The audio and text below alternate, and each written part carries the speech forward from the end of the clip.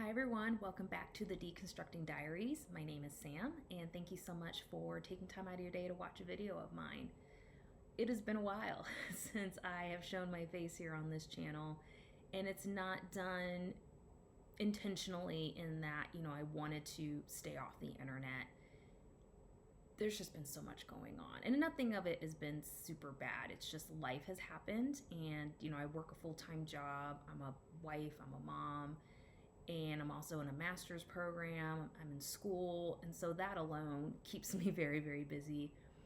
But also, too, there's just a lot that's been going on in the church world that is even hard to keep up with that stuff, honestly. The intention of this channel was just to really share my thoughts initially on IHOP, and I did want to branch out and talk about other ministries as things have been coming up and just kind of give my thoughts and 2 cents just as someone that grew up in the evangelical charismatic movement. I just wanted to give my thoughts and just, my lens now, not necessarily being in that stream of Christianity anymore. I'm still a Christian, but not in that stream of Christianity anymore, and just kind of giving my hindsight on it.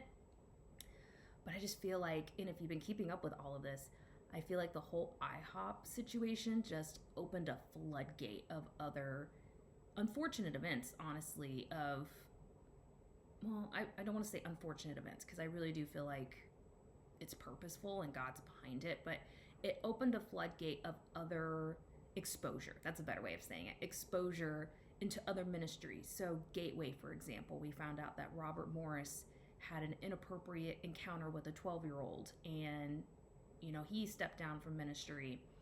If you've been tracking the whole Daystar thing, that's been a crazy mess. Joni Lamb allegedly covering up essay of her own grandchild, and the whole thing with her marriage to Doug Weiss, and how they're operating that ministry after Marcus died, and that's just a wild, crazy story. And then you hear about Dr. Michael Brown, which the connection with IHOP and Dr. Michael Brown is he was one of the very first people that went up on that stage after the allegations regarding Mike Bickle came out and told everybody not to talk about it, not to gossip, not to get on social media, basically keep your mouth shut. And now there's allegations about him being inappropriate with a 19, 20-year-old that was working for him, and just crazy things about that too. So all that to say is there's just been a lot, right? And so it's hard to know where to pin your focus.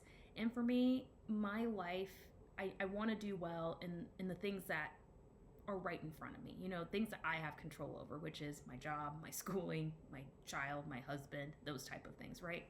So I didn't want to leave you guys like hanging and being like, well, she just kind of talked about IHOP and now she's done, whatever, which, I mean, if that was the case, that's the case, right? But I didn't feel like that was the case. I felt like I wanted to start this channel to be able to initially share my thoughts about IHOP and my story, but then really give more commentary and thoughts and opinions about, again, the greater evangelical charismatic movement. Oh, and the other thing that came out was Chris Reed with Morningstar, which, again, the connection to IHOP KC is Rick Joyner and Mike Bickle are really good friends. Chris Reed also spoke on Halloween, December 31st of 2023, when the allegations had just come out, and told everybody to, again, like Dr. Michael Brown, be quiet, don't look back, you'll be like a pillar of salt, like Lot's wife, like it's not good for you, move forward. Just some really inappropriate things, I think. And it came out that he had an inappropriate relationship with a student where it was sexual in nature. So all these crazy things. So again, I felt like the IHOP thing happened, and then it was just like a whoosh, like a floodgate of exposure took place. So with that, it's been very hard to keep up with all of it, and again, just kind of understand where your focus needs to be. And honestly, I didn't spend a lot of time on this channel too, because I was really waiting to see what was going to happen more with IHOP. My last video that I made 10 months ago, which is crazy to say, it's been almost a year since I've uploaded anything here, so thank you for watching this video and sticking around. But the last video I uploaded talked about IHOP closing. That's not true. Well, part of it is true. They did close down IHOP U and a lot of their internships and their other external ministries like the CEC and those type of things, and so now it's just a prayer room. So they've gone back to the original model that they started when they first launched the prayer room. I don't know if they're 24/7 anymore. From my understanding is they've lost quite a bit of staff. And when I pulled up a schedule like 2 weeks ago, because IHOP KC posts their 24/7 schedule, like who's leading worship, what type of set it is, that kind of thing. And so I was just curious one day. Me and my husband were like, let's just see if they're still 24/7. So we pulled up a schedule that they keep online. And I don't know how accurate the schedule is online, but I could tell that there were teams, but it seemed to be that there was gaps in terms of maybe a team wasn't going to lead that 2 hour set, but maybe it was just going to be like a devotional type of set, which if you're not familiar with the IHOP model, devotionals are just very calm music. It can be instrumental, but it's typically not like a whole team. It could just be a guy and a guitar up there, or a guy and a piano or whatever, right? So it doesn't have to be this huge, big production. So from that gleaning and just from what I've heard from other people, it does sound like they are still maintaining 24 somewhat, but it's probably a struggle. Like I saw the same 4 teams just kind of scattered throughout the 7-day schedule, and I was like, ooh, that's rough. I just remember when I was there was just so many teams, and you were just lucky to get on the global, like the main stage that everybody had. And they had 2 other prayer rooms. They had a prayer room for the students where we would go practice, and we would have student teams, and that's where we went. And then there was the global prayer room, the all nations prayer room, which had sets in different languages. And I believe that prayer room is no more. And then obviously the student one, I think, is no more because that was tied to the school. So all that to say is IHOP has significantly downsized, but they haven't closed. And that was the last video that I made because that was the talk at the time that IHOP's like, we're done, right?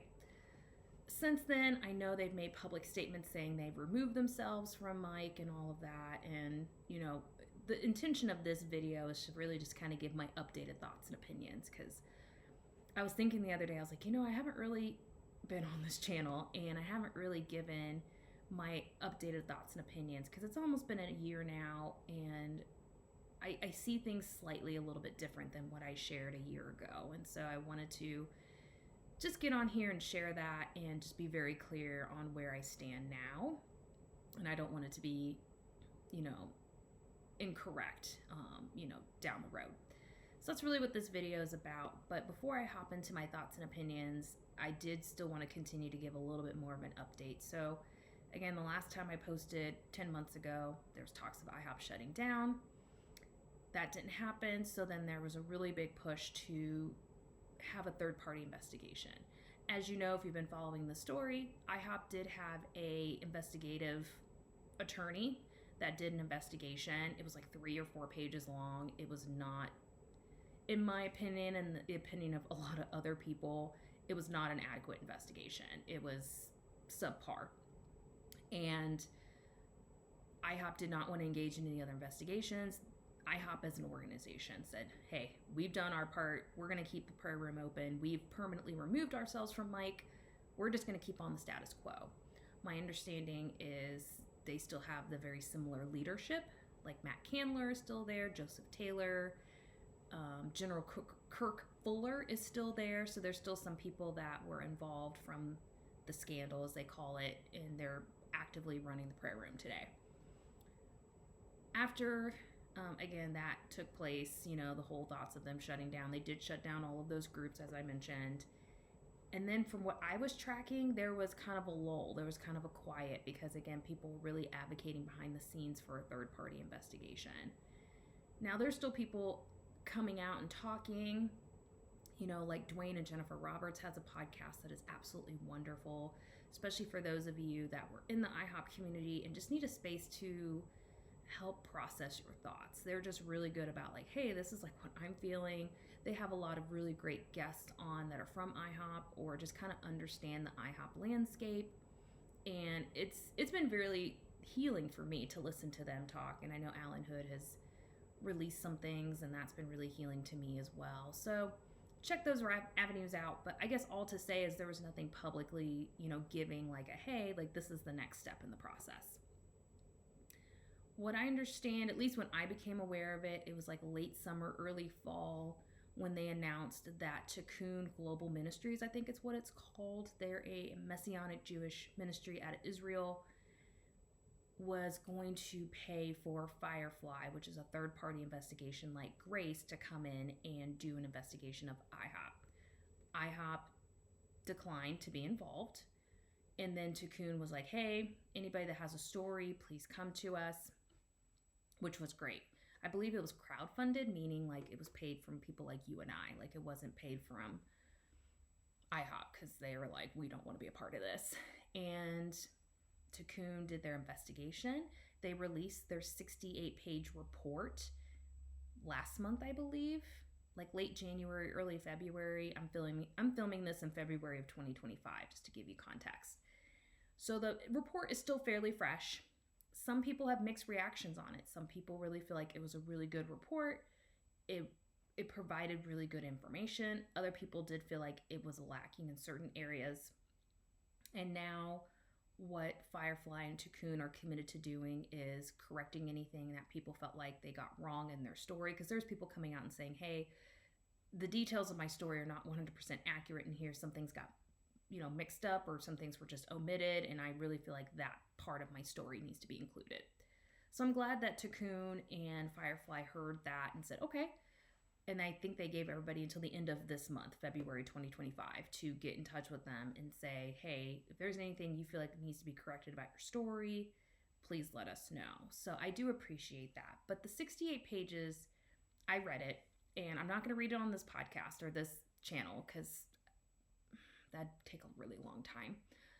If you do want a channel to listen to that will read the whole report, and they give excellent commentary, is the Wake Up and Win podcast by Blaze and his wife, Christina.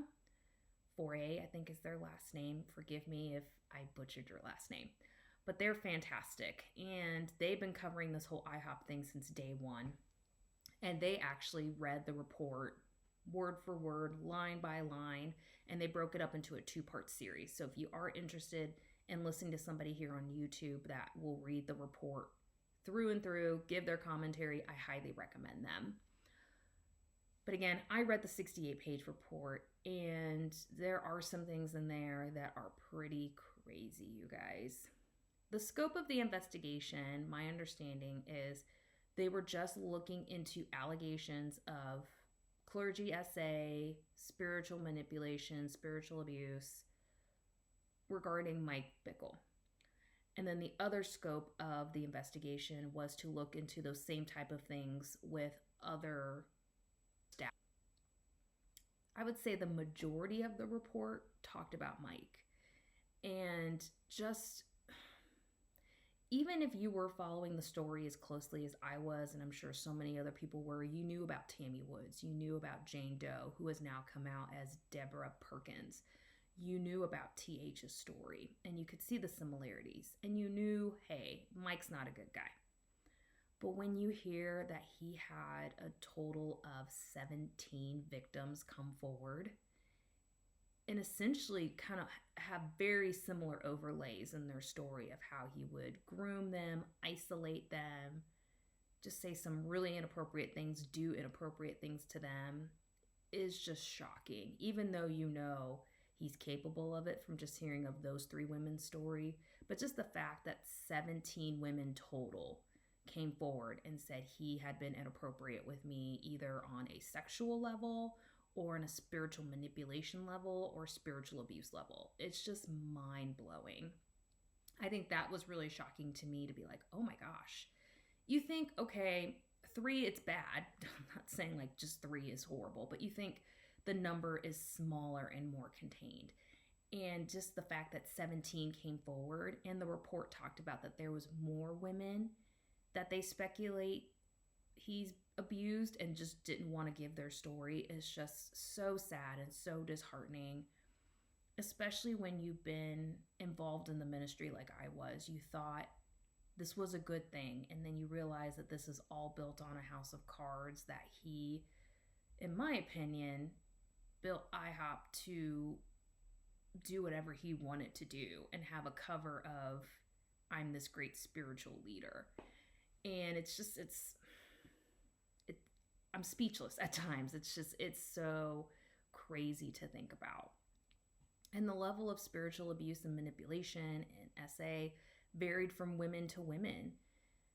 And that's what's also super concerning to me. I think about his wife, Diane, and what her involvement is in this. And did she know? And is she complicit? Thoughts have been kind of swirling around my mind, because my thought is, how can you be married to someone for so long and not see this behavior, right? So now is she being manipulated herself and being gaslit into not believing and thinking that what she's seeing is actually accurate? So at times I pray for her, because I'm like, you're married to a really, really messed up person. And I don't know if you see that or not. To be honest, in my opinion, I don't know if she sees it, because that might just be her normal. And she might just have the, oh, that's just Mike. That's just who he is. I don't know. I don't know her personally. I don't know anyone that's connected to her, so I can't say for sure. That's just my thoughts and opinion, just trying to put myself in her shoes. So again, that's the first, like, whoa, there's like way more people out there that have been abused, unfortunately, in the name of Mike Bickle and in the name of God, honestly. So that was really like a, whoa, take back, that's crazy. The other thing I found very interesting was how the behavior that Mike demonstrated, and honestly, frankly, didn't hide. If you read the report, it talks about other staff members saw him being inappropriate with women, and they would tell their leader, or they would confront Mike themselves, and it would just be like, oh, that's just Mike, or hey, that's not what you think it is. Again, you just get gaslit into thinking that's not what you saw. But then, because Mike is behaving this way, my impression from the report was then other people on staff that worked under him saw this behavior and started to emulate it. And what I mean is, there's an example of Dave Slyker and Stuart Greaves just covering for other people's wrongdoings. Honestly, there's several instances in that report where women have come forward and said, I was SA'd by somebody on staff there, and they would go to either Stuart Greaves or Dave Slyker, and they would not handle the situation correctly and use this whole false grace narrative of, well, hey, God doesn't air our dirty laundry, so we shouldn't air their dirty laundry, and just essentially not believing victims, which is deplorable in my opinion. It's horrible. And so, you really just got to think about that and think about, okay, these are supposed to be men of God in spiritual leadership that are supposed to protect you spiritually, but also physically from predators.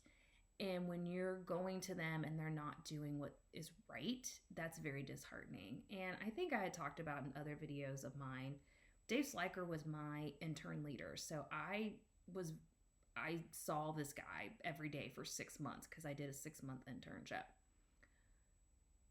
Some of the things that people had talked about how he would treat people, how he would talk to people, not to the extent of what's being put in the report, but I could just see at times his interpersonal skills, like how he would talk to people, how he would interact with people, was rough.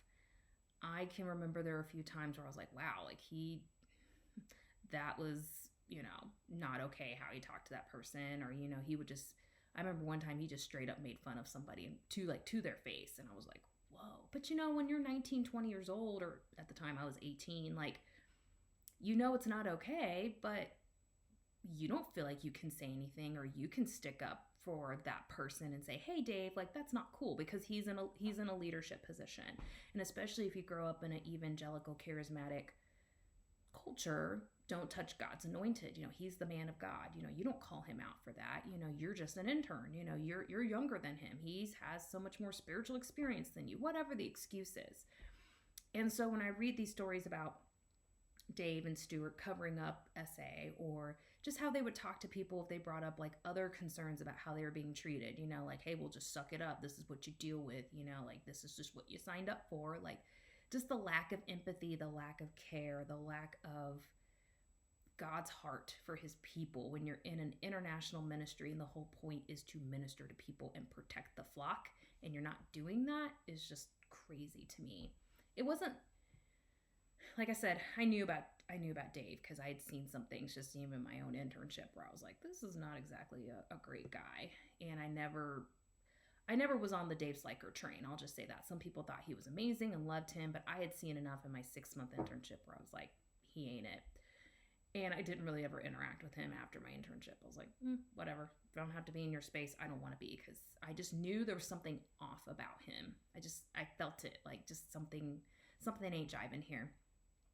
I didn't know Stuart very well because I wasn't on the night watch, but again, those stories just are so similar, and it's like a rinse and repeat. It's like, hey, I did this to Jane Doe over here. Not the Jane Doe, but you know what I mean? Like, I did this to Sally Sue over here, so now I'm going to do it to Billy Bob over here. And it's like literally a rinse and repeat. And it's just so predictable. And what you're seeing from other ministries of just you gaslight, you deny, and you make the victim feel like they're the problem, versus looking at the abuser or looking at yourself and saying, hey, maybe I'm not handling this the right way. So I could go on and on about this report, but I don't want to. I really want you to read it for yourself and get your opinion. But again, the whole reason I'm doing this video is to give my new updated opinion. I know in one of my videos I had talked about how I felt like the Lord had told me IHOP wasn't a safe place for families, and it wasn't a safe place for people that are really new in the faith, what we would call like baby Christians. And I still feel that very strongly. I still feel like it's not a safe place, and I would say only go to IHOP if you feel like a very, very strong leaning from the Lord that you need to be there. But if you're kind of like neutral on it, or you're kind of like, I don't know, I would say don't go. That's just my opinion. You do with it what you will. The one thing I did want to clarify is I know in that same video I had talked about that I didn't want the house of prayer to be torn down just for the sake of it being torn down, because that was kind of the narrative at the time. Like, if IHOP can be saved, let's save it. Let's see if IHOP's going to do the right thing. We now know, it's very public, that IHOP has not done the right thing. In their mind, they've done the right thing by doing this investigation and separating themselves from Mike, but they still have not acknowledged the cultural issue of spiritual manipulation and spiritual abuse. I mean, they still believe the prophetic history is true, which there's been reports that have come out now that Mike has lied in those prophetic history tapings that they build a lot of their teachings on. So even we know that information is not correct. And so you're willing to still promote that and tout that is harmful. So that's just one example of where I feel like my position has changed, and that I do feel like that the house of prayer does need to shut permanently. And at the end of the day, if it is God's will to raise up another prayer room for his purposes and for his glory, then it will happen, right? And we don't need to perpetuate something that's so unhealthy and wrong for the sake of the Lord. This is my opinion. I don't think that God would be like, oh, thanks for keeping this up for me and praying and singing. That's nice, but how did you treat the people? I care more about how you treated the people that were in those four walls. And it's coming out that you did not treat them well. I think God cares more about your character and how you live your life and how you treat people than the service that you give him, right? And I'm not saying that what people are doing there is not like all in vain. I'm sure God still enjoys it, but to tout it as we need to keep the doors open because God is deserving of it and he needs this, I think is the wrong idea. Because if you really think about it, it's a very self-centered idea to think that God needs IHOP KC. It really is a self-centered idea, in my opinion, because then it puts all the focus on you. It creates elitism to say that we're the only people doing this in the whole entire world, which we don't know that. There's probably a bunch of other people doing prayer, night and day prayer, right? We don't know that. To be perfectly honest, we don't know that. But it puts this self-importance on you. And I told this to my husband one time. He's like, you're actually right. I was like, God already gets night and day prayer if you really think about it. Because on one side of the earth, it's day, and on the other side of the earth, it's night at any given time. And so God already gets 24/7, right? Now it might not be continuous 24/7, like from the same group, right? And that's maybe where IHOP KC would have a rebuttal and be like, but we do it continually. We've been doing it for all this time and we're so important. But yes, God is deserving of those things, but I don't think he wants you to sacrifice people to give him that, if that makes any sense. And so in my opinion, IHOP has not done the right thing and has not publicly repented of the culture. They refuse to be part of the investigation. There's still some really unhealthy things going on there. And in my opinion, I think they need to close their doors. I don't think it's worth perpetuating something that's already starting to die.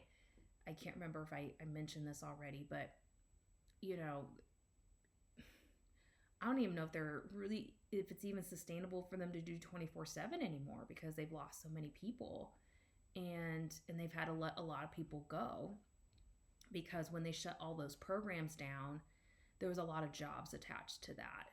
And I know of at least 2 people personally that lost their jobs because they had shut down certain departments because they just weren't getting the same amount of level of money.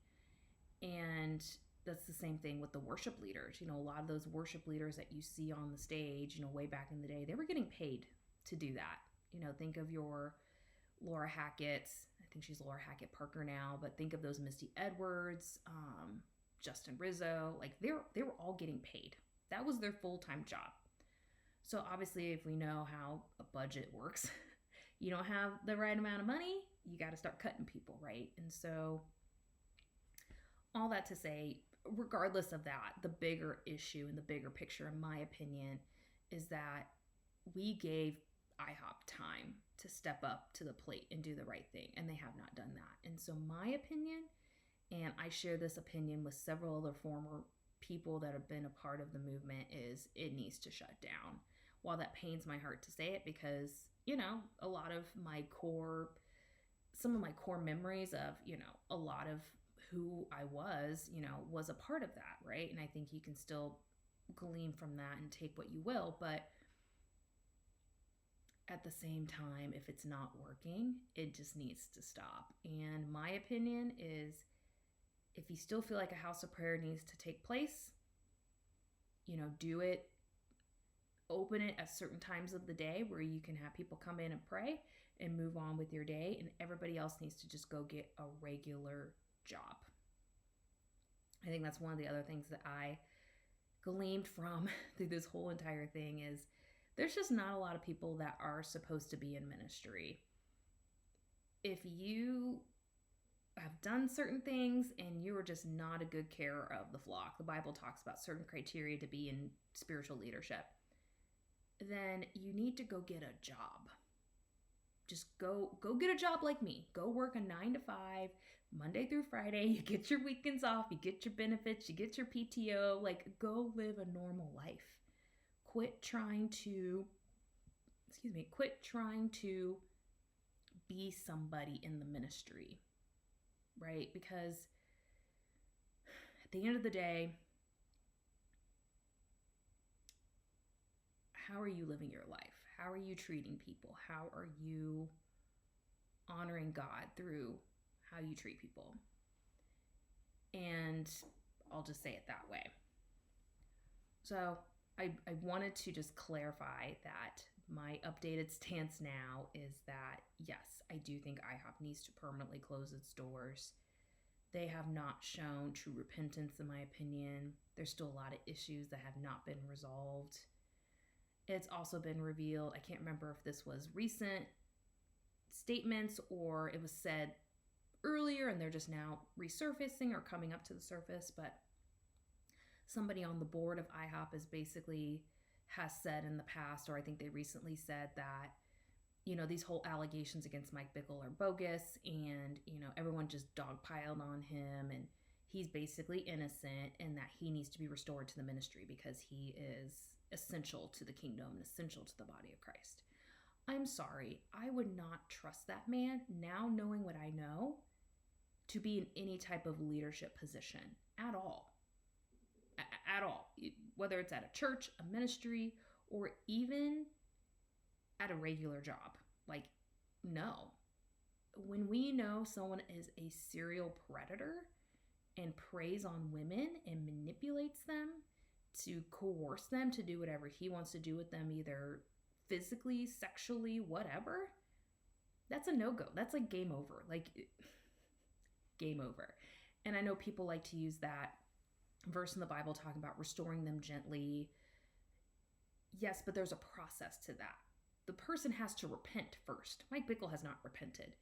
He quasi-repented, is in my opinion. That whole statement of, yeah, I did some things, but it was a long time ago, and it's not to the level that people are alleging. We now know that's a big fat lie. So he hasn't repented. First step to being restored is repenting, actually saying, yes, I did these things. I am so sorry. Step 2, stepping down from the ministry. Step 3, actually getting help for whatever this issue is. I don't know if he has any type of mental diagnoses. I'm not a doctor. I don't know if he has certain conditions or if it's just he's a really messed up dude. I don't know what his life story is, but you got to go through the steps in order to be restored. And what I would mean by restored is restored back to God, restored back into relationship with God, not restored back to the ministry, because now trust has been broken on an international level. And I just think that's an abuse of God's name when we return people to positions of power and they haven't fully repented and they haven't gone through the steps to be restored back to God. Because God's very picky about who is representing him. And I guess picky might not be the right way of saying it, but God has very clear standards, I'll say that, of who is representing him in these leadership positions. And it's important we take that seriously. And I just don't think, from what I've seen in my time, in my history, being in the evangelical charismatic church, people don't take it seriously. Mike Bickle used to always say, just press the delete button and move on. God will forgive you. And to some extent, that is true. Yes, God is gracious and God will forgive you. But when there are just certain things that are super egregious and it's a habitual thing, that's a bigger issue, right? So Mike Bickle would say, press the delete button, move on. God's forgiven you. And then just this overall tone of, I can really do whatever I want and God has mercy for me and grace, and I can just go out here and while out and I can still have my position, my power, my money, and do whatever I want to do and it doesn't affect me. And I think what's happening now is God's exposing that and saying, nope, that ain't right.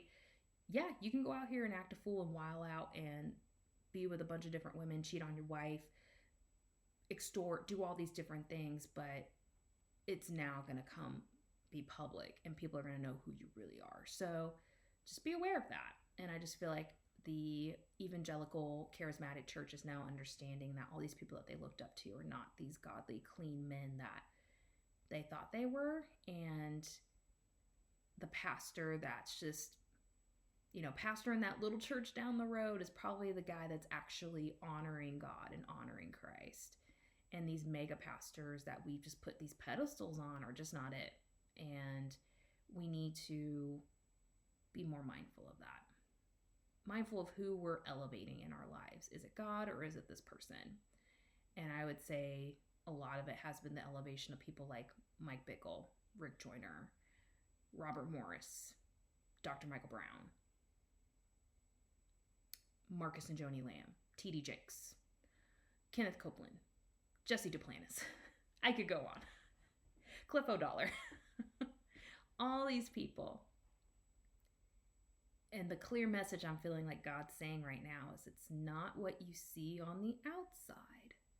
It's what they're doing behind closed doors and what's in their heart. And that's a Bible verse.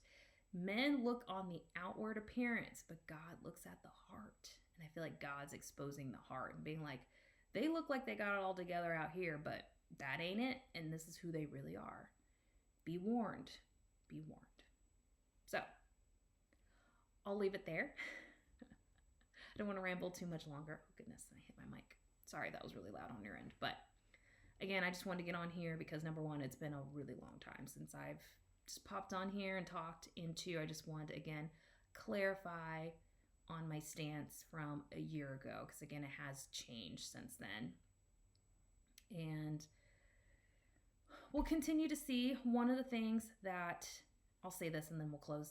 One of the things that I am anticipating hearing more about is other allegations about IHOP. So one of the things in the report that Firefly made clear, but they said, hey, it's not within the current scope of this investigation. This is not what we got paid for initially, was financial fraud, potential money laundering from IHOP, which would be very interesting. I had heard some people say that that was a thing, but I'd be interested to see if there's like an actual investigation, an actual audit into IHOP's finances.